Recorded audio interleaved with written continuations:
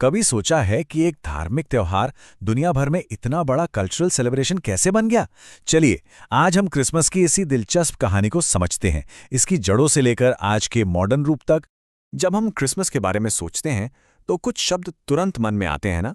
सबसे पहला है आनंद, एक ऐसी खुशी जो चारों तरफ फैली होती है। फिर आता है परिवार।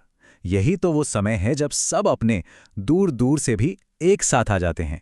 ये एक अपनेपन का एहसास है। और हाँ, रोशनी। ये जगमगाती लाइट सिर्फ डेकोरेशन नहीं है, ये साल के सबसे अंधेरे वक्त में एक उम्मीद की किरण है, एक पॉजिटिविटी की लहर। और सबसे आखिर में जो इस त्योहार का असली दिल है, वो है देने की भावना, मतलब दूसरों के साथ बांटना।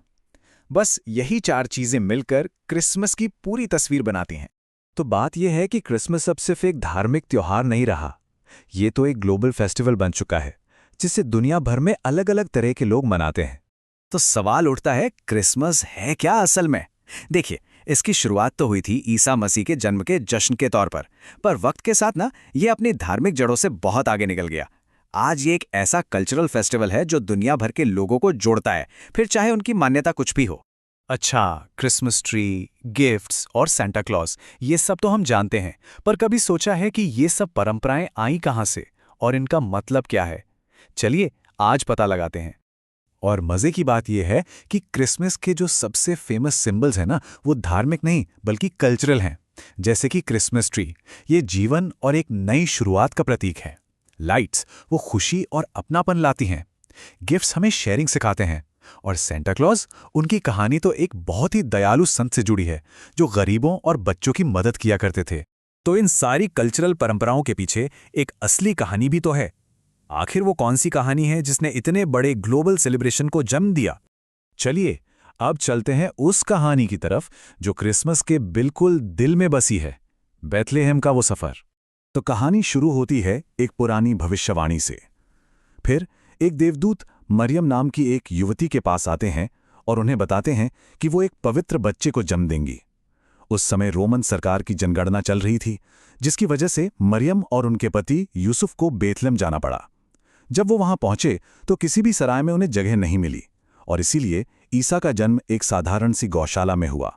पास के खेतों में देवदूतों ने चरवाहों को ये खुशखबरी दी, और पूरब से कुछ ज्ञानी लोग एक चमकते तारे का पीछा करते करते उस बच्चे तक पहुंच गए। इस पूरी कहानी का एक बहुत ही पावरफुल मोमेंट है जब देवदूत चरवाहों से कहते हैं, डरो मत। ये सिर्फ उन्हें शांत करने के लिए नहीं कहा गया था, ये असल में सभी इंसानों के लिए एक बहुत बड़ी खुशी और उम्मीद का मैसेज था।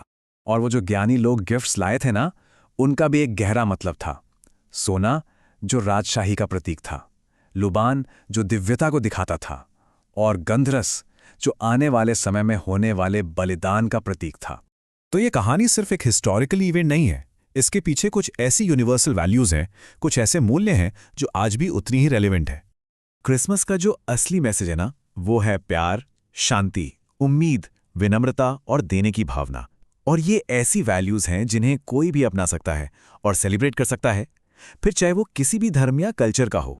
इसको ऐसे समझिए, जैसे गांधी जयंती पर हम सब शांति के मूल्यों का सम्मान करते हैं, या बुद्ध जयंती पर करुणा का, ठीक उसी तरह क्रिसमस पर कोई भी प्यार और दया के इन मूल्यों का जश्न मना सकता है। इसके लिए किसी खास मान्यता की जरूरत नहीं है। तो आखिर में सवाल आता है, आज के दिन क्रिसमस का मतलब क्या है?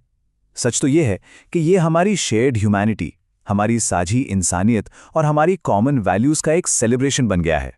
आज क्रिसमस का मतलब है परिवार के साथ कुछ अच्छे पल बिताना, जरूरतमंदों की मदद के लिए आगे आना, साल के सबसे अंधेरे वक्त में रोशनी की उम्मीद जगाना, और एक दूसरे के साथ अपने इंसानी कनेक्शन को मजबूत करना। ये धर्म और कल्चर का एक बहुत ही खूबसूरत मेल है।